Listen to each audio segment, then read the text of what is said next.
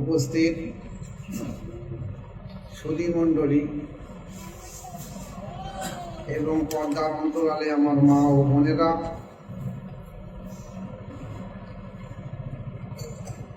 আপনারা জানেন যে সময়টায় আলোচনা তৈরি করা হয়েছে সময়টাও একটা ব্যতিক্রম সময়।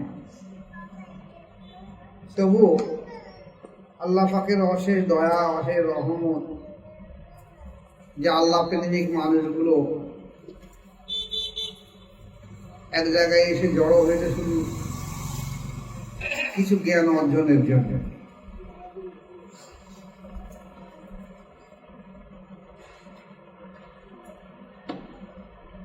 জ্ঞান অর্জনের যতগুলো মাধ্যম আছে তার মধ্যে শিক্ষার কেন্দ্রে বলা হয়েছে একটা হলো শুনে শেখা, একটা হলো দেখে শেখা, একটা হলো পড়ে শেখা।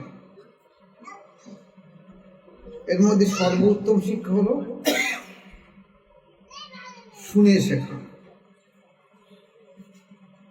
তিন ধরনের শিক্ষা আছে: শুনে শেখা, পড়ে শেখা, দেখে শেখা। সর্বোত্তম শিক্ষা হলো শুনে শেখা। তো সেই শুনে শেখা সম্পর্কে সর্বোত্তম কেন দেখবেন আপনারা, ছোটবেলায় একটা মেয়ে কি ছেলে একটা গান কি একটা গজল মুখস্থ করেছে, আর জীবন ভুল বলবে না, কিন্তু বয়স্ক অবস্থায় অনেক সময় সে ভুলে যাবে। এই যে শুনে শেখা সর্বোত্তম শিক্ষা, সেই শিক্ষার উদ্দেশ্য নিয়ে আজকে শোনা এবং জানা এবং আমল করার উদ্দেশ্য বা নিয়ে আপনারা এখানে উপস্থিত হয়েছেন। আমি আল্লাহ পাকের কাছে দোয়া করি, আল্লাহ পাক যে উদ্দেশ্য নিয়ে যাদেরকে যে উদ্দেশ্য নিয়ে এখানে হাজির করেছে, আল্লাহ পাক প্রত্যেককে সেই মকসুদ পূর্ণ করে দেবে। সবাই বলে আল্লাহ। আজকের আশা এটা হলো শাবান মাস। এটা হলো শাবান, আগামী মাস হলো রমজান মাস। এই শাবান মাসে সবে বারাত, যেটা বোধহয় আগামী বৃহস্পতিবার দিন কত রাখবে। সবে বারাত সম্পর্কে দুটো আলোচনা, দুটো ইউটিউব মোজাদ্দেদিয়া টিভিতে আমি দিয়ে বেশি দেখে নেব। আজকের আসন্ন পরে মাসে আসছে রমজান মাস। রমজান সম্পর্কে দুটো একটা কথা আপনাদের বলে দিয়ে গেল। ইসলামের বুনিয়াদ হলো পাঁচটা। ইসলামের ভিত হলো পাঁচটা: কালেমা, নামাজ, রোজা, যাকাত, হজ। সর্বপ্রথম ভিত হলো কালেমা। কালেমা সম্পর্কে আমার পূর্ববর্তী মাওলানা মুফতি সাহেব আলোচনা করেছেন, যথেষ্ট আলহামদুলিল্লাহ, আপনাদের বলে বোঝাতে হবে না। নামাজ সম্পর্কে আলোচনা রেখেছেন, অনেকে শুনেছেন। আসুন আজকে একটা ছোট্ট একটা আলোচনা তার রোজা সম্পর্কে। এখন রোজা হলো উপবাস করা। রোজা শব্দের অর্থ হলো উপবাস করা। সবেহ সাদেক থেকে মাগরিব পর্যন্ত একটা মানুষ যদি কোনো জিনিস না খায়, খানা খায় আর না পান করে, না খানা খায় আর না পান করে, এটাকে শরিয়াতের ভাষায় কি বলা হয়েছে? রোজা।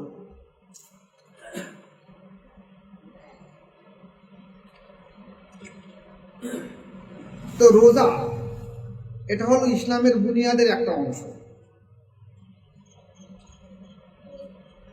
যে ব্যক্তি কলেমায় পাঠ করবে, কলেমা মেনে নেবে,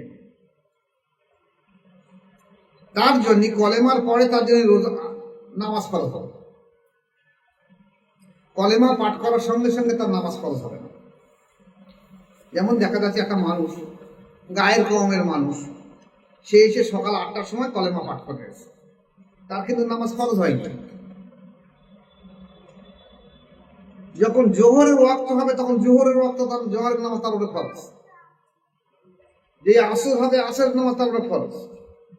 যেই মাগরিব হবে মাগরিবের উপর তার নামাজ ফরজ। যে এশা হবে এশার উপর তার ফরজ।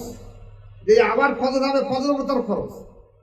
এই ফজর শেষ হওয়ার সঙ্গে সঙ্গে তার উপরে 5 ওয়াক্ত ফরজ নামাজ ফরজ হয়ে গেছে। নাকি বুঝিস কি বলছে?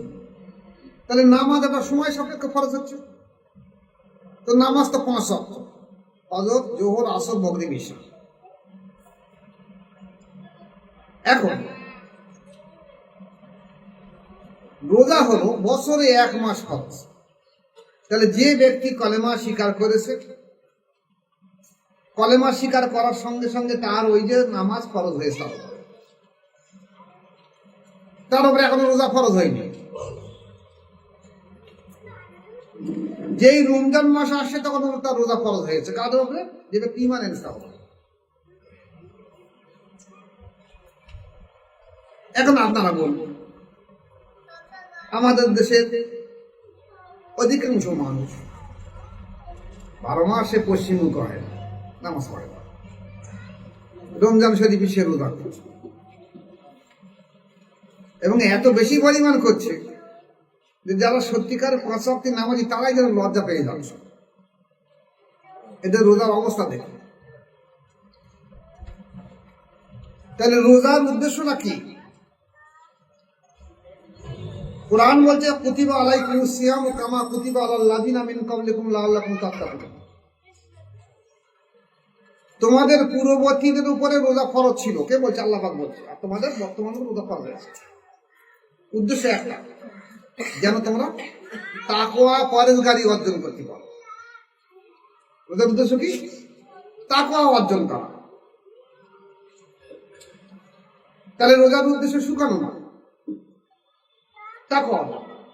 শরিয়াতের পরিভাষায় একটা মানুষ সবুজ সালের থেকে মাগরিব পর্যন্ত যদি সে শুকিয়ে থাকে, শরিয়াতের পরিভাষায় তার রোজা হয়ে যাবে। কিন্তু তার রোজা আল্লাহ পাকের দরবারে কবুল হবে কিনা সেটা পরের প্রশ্ন। যদি তার তাকওয়া না থাকে, আল্লাহ পাকের দরবারে রোজা পৌঁছাবে না। আল্লাহ পাক তাকওয়া চেয়েছে, শুকানো চাই। যদি তাই হয়ে থাকে, অনেক দেখা যায় মা বোনেরা, তারা দেখা যাচ্ছে কুটুম্ব বাড়ি যাবে, তো দুটো হাঁস মুরগি বা ছাগল দুটো খাওয়া দিয়ে রেখে দিয়ে চলে গেছে, আমি সন্ধ্যেবেলা ফিরি। আর যখন দেখা যায় সন্ধ্যেবেলা ফিরতে পারে, তারপর দিন আত্মীয় বাড়ি গেছে, 2 দিন অতিবাহিত হয়ে গেছে। 2 দিন ধরে এই হাঁস মুরগি ছাগল খাওয়া হয়, তাহলে রোজা হবে? ওরা তো শুকিয়ে দেবো।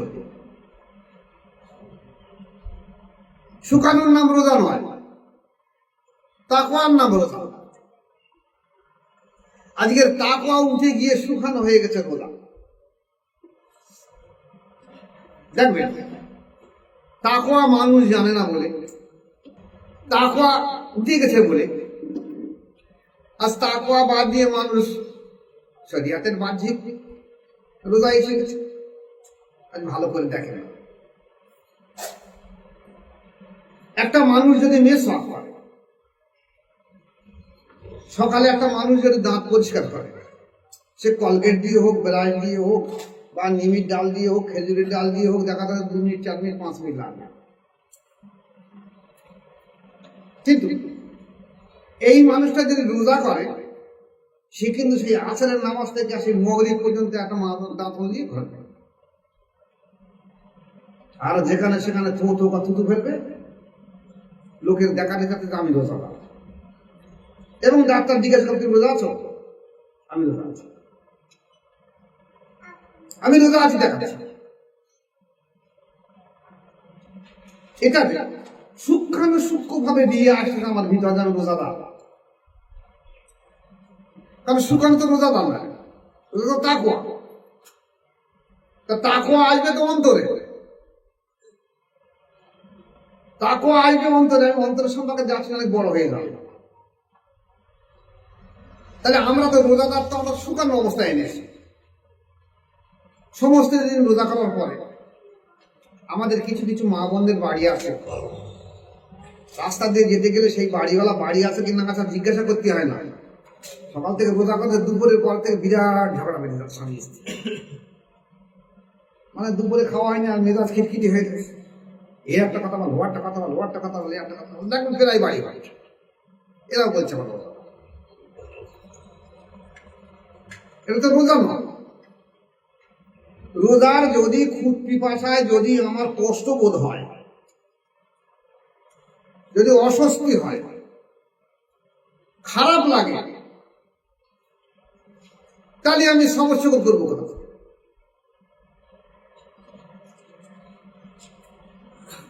রোজার মুখ্য জিনিস হলো তাকওয়া। আজকে দেখেন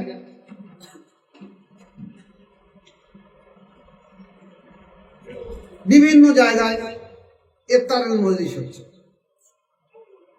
ইফতার যেখানে হাদিস শরীফ এসেছে, আল্লাহ রাসূল সাল্লাল্লাহু আলাইহি ওয়াসাল্লাম বলেছেন, যদি এক লোকমা হারাম খাদ্য, এক গাল হারাম খাদ্যটা মানুষ গ্রহণ করে, 40 দিন তার দোয়া কবুল হবে। তাহলে যে ইফতারের মজলিসগুলো আমাদের দেশে আর চলছে, আমার কথা কেউ খারাপ ধারণা নেবেন না। একটা মসজিদে বহু ধরনের মুসল্লি থাকে, সব রকম ব্যক্তি থাকে। রমজানের আগে দেখবেন প্রত্যেকটা মসজিদে কে কবে ইফতার দেবে একটা চিন্তা ভাবনা হয়। ইফতার তো হালাল না, হারাম না, ইফতার হালাল, খাদ্য তো হারাম হয় না। সোর্স অফ ইনকাম পদ্ধতিগতভাবে খাদ্যটা খারাপ হয়ে যায়, খাদ্য হালাল। এখন সেই খাদ্য সবাই হাত তুলে 30 দিন দিচ্ছে, তার মধ্যে খারাপ মানুষও থাকতে পারে, আমি বলছি না আছে। অনেকের অবৈধ টাকা থাকতে পারে, অনেকের সুদের টাকা থাকতে পারে, অনেকের ঘুষের টাকা থাকতে পারে, অনেকের তোলাবাজির টাকা থাকতে পারে, অনেকের আরো অবৈধ টাকা থাকতে পারে। সেই ইফতার দিয়ে যদি কোনো ব্যক্তি ইফতার গ্রহণ করে, একগাল খাদ্য খায়, তার 40 দিন আল্লাহ রাসূল বলেছেন দোয়া কবুল হবে না। রোজা তো মাত্র 30 দিন, কদিন? 30 দিন। এক লোকমা খাদ্য খালে যদি 40 দিন কবুল না হয়, তাহলে এবছর রোজা তার জীবনে কবুল হয় না, আর কোনো জীবনে হয়তো তার কবুল হবে না, সারা জীবন সে রোজা করে। তাই প্রত্যেকের কাছে আমার অনুরোধ, মসজিদে নামাজ পড়তে অবশ্যই যাবেন না কেন? যদি মসজিদের পাশে বাড়ি হয়, তাহলে বাড়ি থেকে হালকা করে ইফতার করে নিয়ে মসজিদে হাজির হবে। আর যদি মনে করেন না আমাকে মসজিদে অবশ্যই যেতে হবে, তাহলে আপনি বাড়ি থেকে একটা টিফিন করে ইফতার নিয়ে মসজিদে যাবেন, যে নিজের ইফতারগুলো করে যাবেন। তাই বারবার ইফতার আপনার খাবার প্রয়োজন করবে না। আর আল্লাহ পাক যে বলেন যে, হে রাসূল, তোমার উপরে যেমন, তোমাদের উপর যেমন নামাজ ফরজ করা হয়েছে, পূর্ববর্তী নবীদের নামাজ ফরজ ছিল, যেমন তাকওয়া অর্জন করতে পারো, পরেশগারি অর্জন করতে পারো। এই পরেশগারি অর্জন করতে গেলে এমনই আপনি পরেশগারি আসবে না। তাকওয়া আসে অন্তরে পয়দা হয়। অন্তর যদি আপনার সুস্থ শুদ্ধ না থাকে, জীবনভর তাকওয়া আসবে না। আর অন্তর যদি আপনার সুস্থ শুদ্ধ না হয়, আপনি ঈমানদারও না। মানুষ ওকে বলা হয় যে ব্যক্তি অন্তর আল্লাহর জিকিরে জারি আছে, এরাই হলো মানুষ।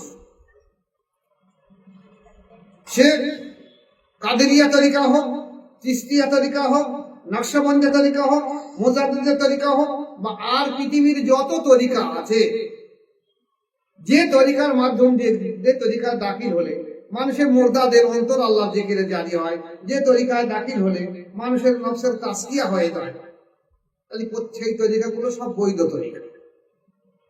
এইরকম একটা তরিকা আপনাকে দেখে বেছে নিয়ে সেখানকে বায়াত গ্রহণ করতে হবে। এই বায়াত মাশায়েখের কাছে কলেমা পাঠ করা হলো হাকিকাতে কলেমা, এর জাতি কলেমা। একটা মানুষ বাচ্চা শিশু অবস্থায় বাড়ি তার মায়ের কাছে কালেমায়ে তাইয়্যিবা লা ইলাহা ইল্লাল্লাহু মুহাম্মাদুর রাসূলুল্লাহ সাল্লাল্লাহু আলাইহি ওয়াসাল্লাম পাঠ করেছে, বাপের কাছে পাঠ করেছে, মক্তবে, মাদ্রাসায়, মিলাদের মজলিসে পাঠ করেছে কলেমা, কিন্তু জাতি কলেমা নয়। জাতি কলেমা ওঠা যেটা সিনাবার সিনা চলে যায়, এটা হলো কালেমায়ে জাত।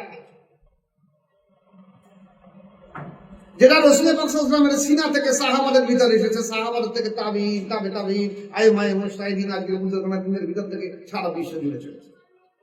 কলেমা ছিল না, কে বলেছে? হযরত ওমর রাদিয়াল্লাহু কলেমা জানতেন না? তাহলে উনি তো মক্কাবাসীদের এই আহ্বান করেছে যে আমাদের দেশে যিনি নবী এসেছে, নবী বলে স্বীকার করছে, মেনে নিচ্ছে, বা বলছে যে আমি মুহাম্মদ রাসূলুল্লাহ, আমি আল্লাহ পাকের রাসূল, এবং তিনি বলছে তোমরা পাঠ করো লা ইলাহা ইল্লাল্লাহু মুহাম্মাদুর রাসূলুল্লাহ, আল্লাহ ছাড়া কোনো মাহবুদ নেই আর মুহাম্মদ সাল্লাল্লাহু আল্লাহ পাকের রাসূল, তোমরা খবরদার কথা যেও না, এই কথা মেনে নিও। তাহলে এই যে লা ইলাহা ইল্লাল্লাহু মুহাম্মাদুর রাসূলুল্লাহ কথা ওমর তো বারবার বলছে, মানুষের কাছে গিয়ে বলছে তোমরা খবরদার কথা মেনে নিও না। তাহলে উনি তো কলেমা পাঠ করছে। এই কলেমা জাতি নয়। তাই ওমর রাদিয়াল্লাহু তাআলা যখন রাসূল পাক সাল্লাল্লাহু আলাইহি ওয়াসাল্লামকে মারার জন্য দুশমনি করার জন্য চিন্তা ভাবনা করলেন, এবং মক্কা সম্ভ্রান্ত বংশরা এক জায়গায় জুটলো যে আপনি এক কাজ করুন, আপনি যখন এই মক্কার মধ্যে একটা বীর পুরুষ, তাহলে আপনি একমাত্র দায়িত্ব নেন যে আল্লাহ রাসূল সাল্লাল্লাহু আলাইহি ওয়াসাল্লামকে দুনিয়া থেকে সরিয়ে দেওয়ার জন্য। আচ্ছা, আপনাকে আমরা কি দেব? মক্কার সব থেকে উত্তম জিনিস হলো 100টা উট আপনাকে দেবে, আর যত ধন সম্পত্তি চান সব দেব। মক্কা শহরে যত সম্ভ্রান্ত মেয়ে আছে, সুন্দর দেখতে মেয়ে আছে, সমস্ত মেয়েগুলো আপনি যাকে চাবেন তাকে আপনাকে দিয়ে। আপনার শুধু দায়িত্ব একটা, আপনি মুহাম্মদ সাল্লাল্লাহু আলাইহি ওয়াসাল্লামকে দুনিয়া থেকে সরিয়ে দিন। ছুটলো ওমর রাদিয়াল্লাহু ঘোড়ায় ছুটিয়ে আল্লাহ রাসূলকে মারার জন্য। রাস্তার মাঝায় এক জায়গায় গেল, ওনার একটা দোষ, ছোটবেলার দোষ, সম্ভবত তার নাম নাঈম হবে। একটা বাবলা ওইরকম যাতে কোনো গাছের ডালে বসে পা দিয়ে আর গুনগুন করেও কোরআনের কিছু আয়াত তেলাওয়াত করছে। ওমর তো সেখানে যাচ্ছেন, বলছে দোস্ত ওমর কোথায় যাচ্ছে? বলছে আজকে হাতে তলোয়ার নিয়ে, বলছে আজকে এই যে আব্দুল্লাহর বেটা মুহাম্মদ, যে নিজেকে দমি বলে দাবি করে, আজকে তার নাম নিশান আমি দুনিয়ার বুক থেকে মুছে দিয়ে। বলছে তুমি তো নাম নিশানা মুছে দেবে, তা শোনো, তোমার বোন আর বোনাই তারাও কিন্তু কলেমা পাঠ করছে, তুমি একবার সেটা দিকে তাকিয়ে দেখো। আচ্ছা, তুমি তো রাসূল পাক সাল্লাল্লাহু আলাইহি ওয়াসাল্লামকে মেরে দেবে, তা তুমি এক কাজ করবেন দেখি, ওই যে একটা ভেড়ার বাচ্চা দেখতে পাচ্ছ, ওই ভেড়ার বাচ্চাটাকে ধরে আনবেন দেখি, তোমার কেমন ক্ষমতা দেখবি, কত বড় শক্তিশালী।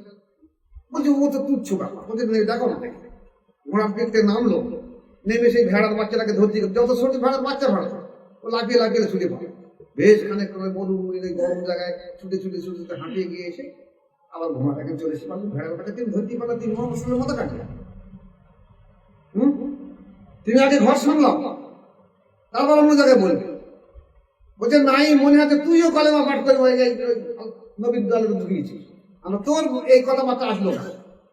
ঠিক আছে, যাই দেখি আগে বোন বোনার ব্যবস্থা করে আসবে, তারপর ব্যবস্থা তোর হবে, তারপর মুহাম্মদ সাল্লাল্লাহু আলাইহি ওয়াসাল্লাম বাড়ি গিয়েছে। সেই সময় ওমর রাদিয়াল্লাহু বাড়ি, ওনার বোন বোনাই, তখন তো কোরআন আমাদের মতন এই কোরআন আসেনি। কোরআন 2 আয়াত 3 আয়াত 4 আয়াত 5 আয়াত 10 আয়াত এইভাবে একটা সময় ওহী আসছে, আর সাহাবারা সেগুলো লিখছে, এবং লিখে লিখে একজন সাহাবা বলছে আমাকে তো আমার এক কপি দাও, ও বলছে আমাকে এক কপি দাও, এবং আমাকে প্রেস নয়, জেরক্স নয়, হাতে লিখে দিতে হতো। এমনকি তারা সেই কোরআন লিখতো, পাথর কেটে কেটে লিখতো। যে ব্যক্তিগুলো মক্কা শরীফ বা মদিনা শরীফে হজ বা উমরা শরীফে যাবে, তারা গিয়ে মদিনা শরীফের পাশ থেকে তুর্কি মিউজিয়াম, ওখানে দেখি আসবে সেই সাহাবাদের যে হাতে লেখা, সেই পাহাড়ের উপরে পাথরগুলো কোরআন লেখা সব এখন হয়ে গেছে। তো সেই কোরআন ওরা লেখা, একজন সাহাবা আর তোমরা বোন এবং বোনাইকে দুজনা পাঠ করে শোনাচ্ছে, আর এনারাই মুখস্থ করতে শুনছে এবং তার মানে ব্যাখ্যাগুলো বলে দিয়ে দিচ্ছে। এই উদ্দেশ্য নিয়ে কোরআনের এই আয়াত অবতীর্ণ হয়েছে। ঠিক এই সময় ওরা তো বাড়ির কাছে এসে দরজার কড়া মারলেন, ওনার বোন বোনাই তো লুকিয়ে লুকিয়ে বায়াত বন্ধ করছে, লুকিয়ে লুকিয়ে বলেন এই আওয়াজ তো ওমরের। উনি তখন রাগান্বিত হয়ে ডাকছে, বোনার বাড়ি গেলে ভালোবাসা ডাক, এখন তো ভালোবাসা ডাক না, রেগে আছে। বলছি ওমর এসে লুকিয়ে পড়ে, যে সাহাবা কোরআন শোনাচ্ছে তাড়াতাড়ি এক জায়গায় লুকিয়ে পড়তে হয়, তত ভেতরে লুকিয়ে পড়েছে। বোনাইকে ছুটে দরজার পিছনে থেকে লুকিয়ে পড়েছে। বোনটা আর কি করে, দরজাটা খুলে দিচ্ছে। এই খুলে দিচ্ছে, বলছে কি ব্যাপার তোমাদের? বলছে না এমনি। বলে এমনি কি? তোমরা কি গুনগুন করে কি পড়ছিলে? বলছে না এমনি। বলে এমনি কি? নিশ্চয়ই তোমরা কালেমা স্বীকার করতে বসলে মুসলমান কাছে। বলে বাঁধ ঠাস করে বোনের গাড়ি চড়, এত বড় বেয়াদব। টাল খেয়ে গিয়ে বোন পড়লো তক্তা বসে, এখন কেউ পা যা খাক, তার কোনায় পড়ে মাথায় কেনে কেটে গিয়ে গল করে রক্ত পাড়া। খাদানো বোন, ছোটবেলা ছোট বোন, মনে একটা প্রতিক্রিয়া মানলুম, এমন বলা মানলুম যে রক্ত বার হয়ে যাবে। মনটা একটা প্রতিক্রিয়া, তাড়াতাড়ি আবার তুলে আবার রক্ত মুছিয়ে তা মনে একটা প্রতিক্রিয়া আসে। তখন মনে করতে কি করছি বলবেন, কি করছি? এবার সরল ভাবে বলছে, বলছে না এই বলা যাবে না, আমরা কিছু পড়িনি। না পড়ছি, বল পড়ছি। তারপরে ঠিক আছে, তোরা কি পড়ছিস বল, আমি দেখি না ঢুকি। এই কথা শুনিয়ে আস্তে আস্তে সেই সাহাব আস্তে আস্তে নিজেদের বাইর হচ্ছে, এই তারা দেখাচ্ছে এই দেখাই কোরআনের আদেশ। ওনার বোনাইও ফিরে এসেছে, দেখি দেখি কাগজটা কি লেখা আছে দেখবে। বোন বলেন ভাই তুমি হাত দিও না, তুমি এখনো কলেমা স্বীকার করনি, তুমি এখনো নাপাক নোংরা আছো, তোমাকে আগে গোসল করতে হবে, অজু করতে হবে, তারপর এটা তোমার হাতে আমি দিতে পারি, এখন তুমি নাপাক নোংরা। ঠিক আছে, যে রাশিটা দেখে দিয়েছে সঙ্গে সঙ্গে কুয়ায় থেকে পাড়ে তুলে গোসল অজু করে এসে বলে দাও দেখতে। কোরআন পড়ে দেখি তো অপূর্ব জিনিস, এটা নিশ্চয়ই মোহাম্মদ সাল্লাল্লাহু বাণী না, এটা আল্লাহর বাণী নিশ্চয়ই। ঝরঝর করে কাঁদতে লাগলো ওমর রাদিয়াল্লাহু আনহু, বলছে আমাকে নিয়ে যাও মোহাম্মদ সাল্লাল্লাহু কাছে, চলো আমাকে নিয়ে যাও। তার আগে রাতে রাসূল পাক সাল্লাল্লাহু দোয়া করলেন, আল্লাহ পাক হযরত ওমর আর একজন দুজনের মধ্যে যারা একজনকে আমাকে ইসলামের কথা দাখিল করে দিয়ে দাও, তাহলে ইসলামের সহজ হয়ে যাবে। আল্লাহ ইচ্ছা তার ওমর রাদিয়াল্লাহু আনহু কবুল করেছে। উনি বোন বোনার সঙ্গে সাহাবাদের সঙ্গে আসছেন। হযরত আলী রাদিয়াল্লাহু আনহু তখন ইসলামের এমন অবস্থা, রাসূল পাক সাল্লাল্লাহু আলাইহি ওয়াসাল্লাম একজন সাহাবার বাড়িতে একটা গুহার ধারে বাড়ির ভিতরে আছে, দরজার সামনে আল্লাহ তাআলা দাঁড়িয়ে আছেন গার্ড দেওয়ার জন্য, যেন কোনো আক্রমণ না হয়। বলেন ইয়া রাসূলুল্লাহ, ওমর রাদিয়াল্লাহু আনহু হাতে তলোয়ার নিয়ে, আমি কি আমার খাপ থেকে তলোয়ারটা খুলে ফেলবো?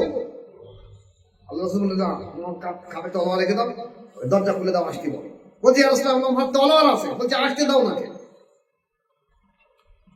আসার পরে সামনে আসলেন, উনি সঙ্গে সঙ্গে ওমর তো ডান হাত দিয়ে ওনার এই বাম বাজু ধরে জড়িয়ে ধরলেন। যা কিছু ওখানেই ঘটে গেল সব। একটু নাড়াতে বলে নাই, ওমর তুমি আর কতদিন এই পথভ্রষ্ট গোমরাহি থাকবে? এখনো কি তোমার অন্তর্চক্ষু খুলিনি? এখনো তোমার চিন্তা ভাবনা আসেনি? বলছি ইয়া রাসূলুল্লাহ, আই বললাম আমার ভুল ভেঙে গেছে। তলোয়ারটা রেখে ওনার পায়ের কাছে রেখে দিয়েছিলাম, এই তলোয়ার আপনার দিয়ে তলোয়ার নিয়ে আপনার মাথা কাটার জন্য আমি এসেছিলাম, এই তলোয়ার আপনার পা ধারে রেখে দিয়ে দিচ্ছি, আপনি আমাকে কলেমাটা পাঠ করিয়ে দিয়ে দেন। আমি গোসল করেছি, অজু করেছি, আমি কোরআন দেখেছি আমার বোন বোনের বাড়িতে, আপনি আমাকে কলেমা পাঠ করে দেবো। কলেমা নিশ্চয়ই ও কোরআন নিশ্চয়ই আল্লাহর কালাম ছাড়া হতে পারি না। বায়াত গ্রহণ করলো, মুসলমান হলো, ইসলামের মধ্যে দাখিল হলো। ঠিক আছে, এতদিন ইসলাম গোপনে গোপনে থাকতো, কেউ প্রকাশ করতো না। আল্লাহ রাসূলের কাছে বায়াত হওয়ার পরে বললেন তোমরা কেউ প্রকাশ করবে না, গোপন থাকবে। প্রকাশ করলে শত্রুরা দুশমনরা তোমাদের জুলুম অত্যাচার করবে, কারো ঘর ভেঙে দিচ্ছে, কারোর বাসস্থান ভেঙে দিচ্ছে, কারো বাচ্চা কাচ্চা বাইরে ফেলে জুলুম অত্যাচার করে হচ্ছে, কারো ফসল ক্ষতি করে দিচ্ছে, যত রকম জুলুম অত্যাচার ইসলামের উপর চলছে। রাসূল সাল্লাল্লাহু আলাইহি ওয়াসাল্লাম দেখো তোমরা কেউ প্রকাশ করবে না যে আমি ইসলাম গ্রহণ করেছি, সব গোপন থাকবে। আমি কি করবো? আমি কি গোপন হবো? হ্যাঁ গোপন হবো। যে নয় গোপন হবো না। পাশে একদম পাশে কাবা শরীফের ধারে দাঁড়িয়ে বলছি না, আমি ওমর আজ থেকে কলেমা স্বীকার করেছি, আশহাদু আল্লা ইলাহা ইল্লাল্লাহু ওয়া আশহাদু আন্না মুহাম্মাদান আবদুহু ওয়া রাসূলুহু। এই মক্কাবাসী তোমরা শুনে রেখে দাও, যদি তোমরা চাও যে তোমাদের স্ত্রী বিধবা হোক, তোমাদের সন্তানরা এতিম হোক, তাহলে আমি ওমর আমার কাছে মোকাবেলা করা বুঝে দাও। তোমরা তো জানো মক্কা শহরের মধ্যে যতগুলো বীর পুরুষ থাকে ওমর একজন। আসো দেখি কার হিম্মত আছে। সরে গেল সবাই। তাহলে আপনি আসেন।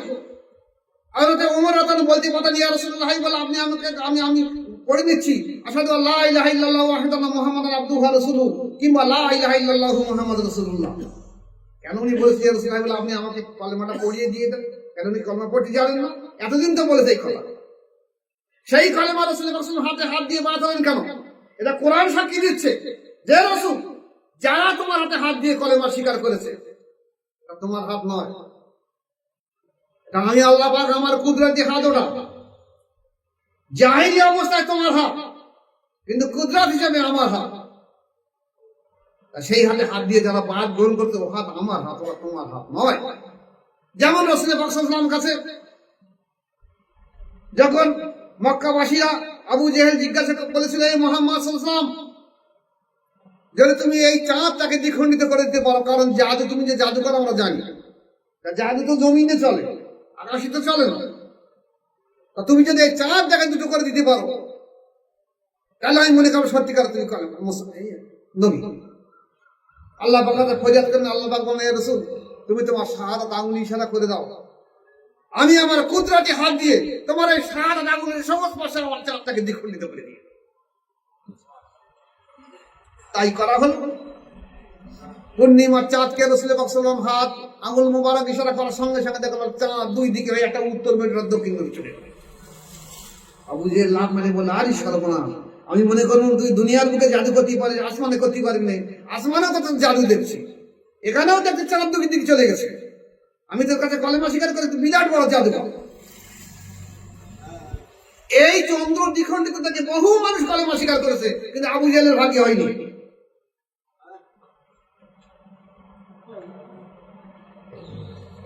আমার প্রশ্ন এখানে আমি বড় করছি যেহেতু সময় অন্যরকম, একটা মানুষ যখন রোজা করবে তখন রোজা ইসলামের যে বুনিয়াদ পাঁচটা, প্রথমে কলেমা, আগে তাকে কলেমা স্বীকার করে নিতে হবে।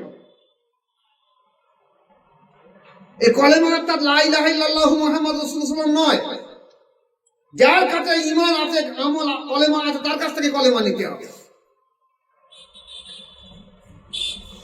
যদি আপনি বলেন কেন আমি লেখা রয়েছে কেতাবে আমি পড়ে নেবো, আমি তো পড়তে পারি, এটা ইসলামের আকীদা নয়। তাহলে উমরা তো এসে বলতে পারতেন ইয়া রাসূলুল্লাহ আপনি সাক্ষী থাকুন আমি পাঠ করে ফেলেছি লা ইলাহা ইল্লাল্লাহু মুহাম্মাদুর রাসূলুল্লাহ, উনি বললেন কেন আমি আপনি হাত বাড়িয়ে দেন আমাকে কলেমাটা পড়িয়ে দিলেন। তাই প্রত্যেকটা ব্যক্তির কাছে আমার অনুরোধ, রোজা 3 নম্বর ইসলামের বুনিয়াদ, কলেমা নামাজ রোজা, রোজা 3 নম্বর বুনিয়াদ। প্রথম বুনিয়াদ হলো কলেমা। আপনারা আগে কলেমা স্বীকার করে নেন, যে তরিকায় পারুক। দেখুন যে মাসায়ের কাছে বায়াত গ্রহণ করে একটা মুর্দাদের অন্তর, যে অন্তরটা মানুষের দুনিয়া আসার সঙ্গে সঙ্গে মারা গেছে, সেই অন্তর যদি আল্লাহ পাকের জিকিরে জারি হয় তাহলে মনে করবেন এই ব্যক্তি পেশার মাসায় একজন ওলি মানুষ। এইরূপ ব্যক্তির কাছে কলেমা পাঠ করুন। এই কলেমা পাঠ করার পর তারপর নামাজ পড়ুন, তারপর রোজা করুন, তারপর আপনার যদি জাকাত ফরজ হয় জাকাত দেবেন, হজ ফরজ হয় হজ করুন। আজকে আমরা ঠিক উল্টো স্রোতে চলে গেছি, সমাজটাকে আমরা চালিয়েছি। একটা মানুষ জীবনে কোনো জায়গায় বায়াত গ্রহণ করেনি, সে জীবনেও নামাজ পড়ে না, তাকে বারবার বললি হ্যাঁ ঠিক আছে আমি 5 কাঠা জমি বিক্রি করে হজ থেকে ফিরে যেতে ভালো করে এমন নামাজ পড়া ধরবো, আর ছাড়বো না জীবনে।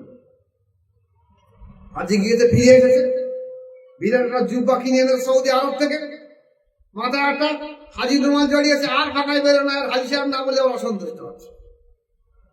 যদি বলেন চাষা ভালো আছে ভাই বলো তো, বলে কেন হাজি সাহেব বলতে পারছো না, মাস থেকে ফিরে এসেছে। এটা যে প্রকারান্তর অহংকার বুঝতে পারছে না।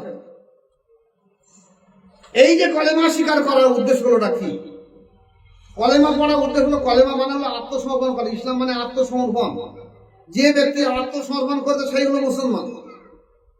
আপনি কোনো না কোনো জায়গায় আত্মসমর্পণ করুন, আমার কাছে আসতে হবে। আমি অসুস্থ মানুষ, আমি চাইনি আপনারা আমার কাছে যাওয়া বলবো।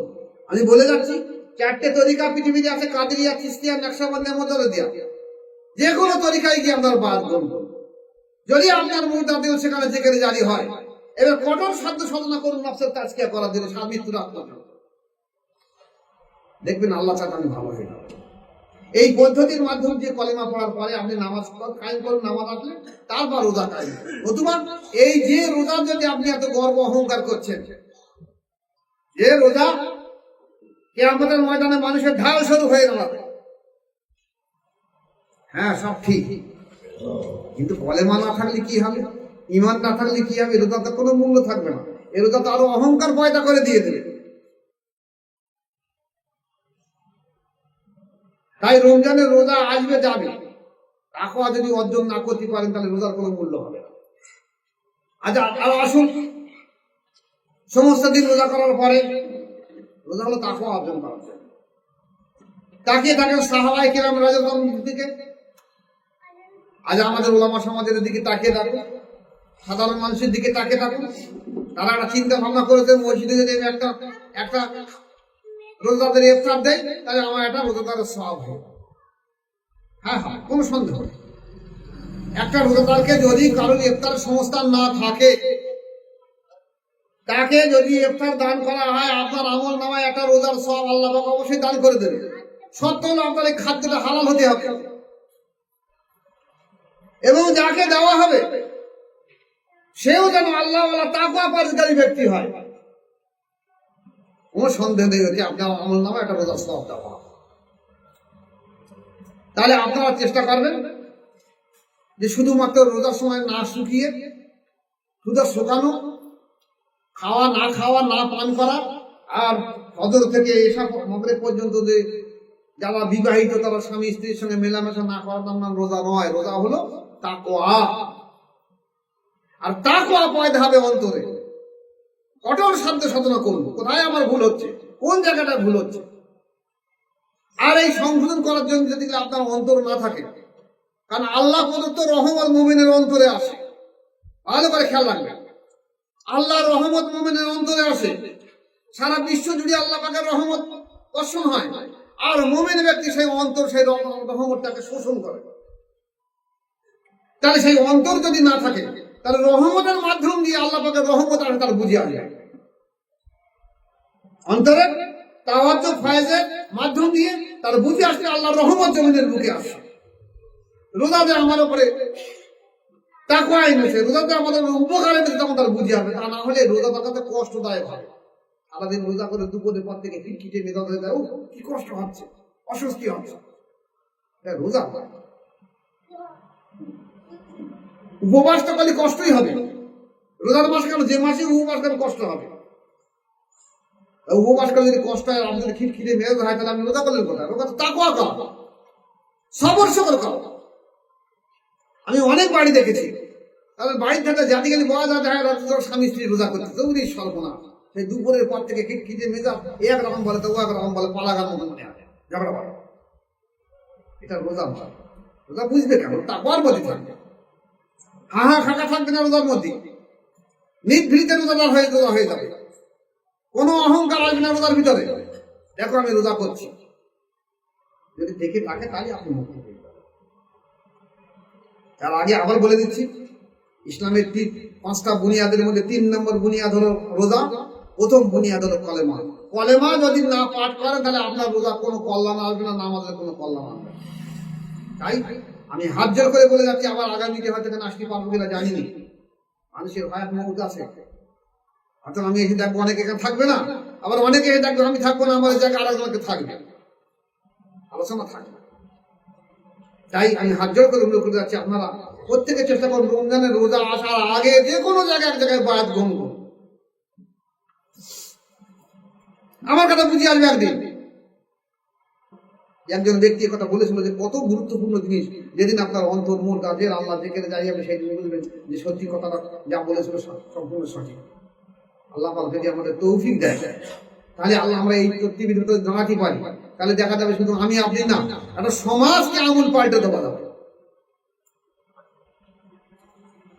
শুধুমাত্র শুকানোর সামনা ইসলামের ভিতরে। আগে কলেমা পড়ুন, রোজা এমনই আপনার কাছে হয়ে যাবে, আপনাকে বলতে খুঁজতে হবে।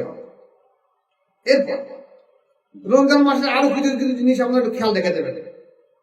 যেমন দেখা যাচ্ছে ইফতারে যেমন হিসেব করে খাওয়া দাওয়া করবেন, তেমনি বহু মসজিদে দেখা যাচ্ছে রোজার সময় সেই সেহরির সময় থেকে ফাঁকা আরম্ভ করে আসে ফজরের আগ পর্যন্ত। একটু খেয়াল রাখতে হবে যে আশেপাশে কোনো গায়ের কমের ব্যক্তি থাকতে পারে, অনেক অসুস্থ মানুষ থাকতে পারে, অনেক বুড়ো বুড়ি রাত্রে ঘুমায় না থাকতে পারে, অনেক বাচ্চা কাচ্চা অসুস্থ থাকতে পারে, তাদের কষ্ট হয়ে যেতে পারে।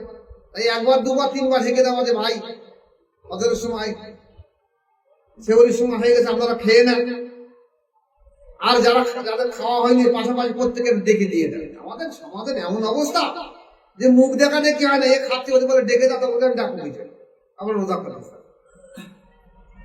রোজা করছি আমি পাশের বাড়িকে ডেকে দেবো যে অমুক সেহরির সময় হয়ে গেছে তোমাদের খেয়ে না ডাকবে না, তার কাছে থাকে। তার ভেতরে এত পরিমাণ অহংকার হয়ে গেছে। রোজা করছি কিন্তু রোজা করছে কিছু সংশোধন করতে পারে, রোজা করছে কেন? আসলে তার কলেমায় সঠিক জায়গায় আসেনি বলে এই অবস্থা ঘটেছে। তাই প্রত্যেকটা মুয়াজ্জিনকে আমি অনুরোধ করব যে একটু খেয়াল রাখবেন যে রোজার মাসে যেন বেশি পরিমাণ হাঁকা না হয়। অনেকে আবার দেখা যাচ্ছে সেই রাত দুপুর পর থেকে গজল শুরু করে দেয় এখানে ফজর বদল, এটা আরো খারাপ হয়। যদি কারোর বাড়ি বাচ্চা কাচ্চা থাকে, অসুস্থ থাকে, বুড়ো বুড়ি অসুস্থ থাকে, তখন বুঝে আসবে আমার এই কথাটা কত গুরুত্বপূর্ণ কথা। কিংবা যদি কোনো মসজিদের পাশে আসবার জন্য গায়ের কমের ব্যক্তি থাকে, আপনার কথাটা খারাপ লাগতে পারে। তাই এগুলো দিকে খেয়াল রেখে দেবেন যেন অপরের কোনো অধিকারের হস্তক্ষেপ না করা হয়। আর চেষ্টা করবেন আল্লাহ পাক যেন রমজান শরীফের রোজা এনেছে আমাদের মধ্যে খরচের আইন করে দিয়ে দিয়েছে, আল্লাহ পাক যেন রমজান শরীফের রোজা আমাদেরকে কবুল করে নেয়, সেই হিসেবে সেই চিন্তা ভাবনা রেখে আমরা নিয়ে থেকে আমরা এগিয়ে যাবো। তাহলে আল্লাহ পাক যদি আমাদের কাছে একটা রোজাও কবুল করে দেয় আমাদের জন্য যথেষ্ট। আর রোজা কালকে আমাদের মাঝে আমাদের সামনে ঢাল স্বরূপ হয়ে দাঁড়াবে, ঢাল স্বরূপ, যে জাহান্নামে যাতে না যেতে হয়। আমি দোয়া রাখি আল্লাহ পাক প্রত্যেক ব্যক্তিকে এরকম আমল করার তৌফিক দেয়। আসসালামু আলাইকুম ওয়া রাহমাতুল্লাহি ওয়া বারাকাতুহু।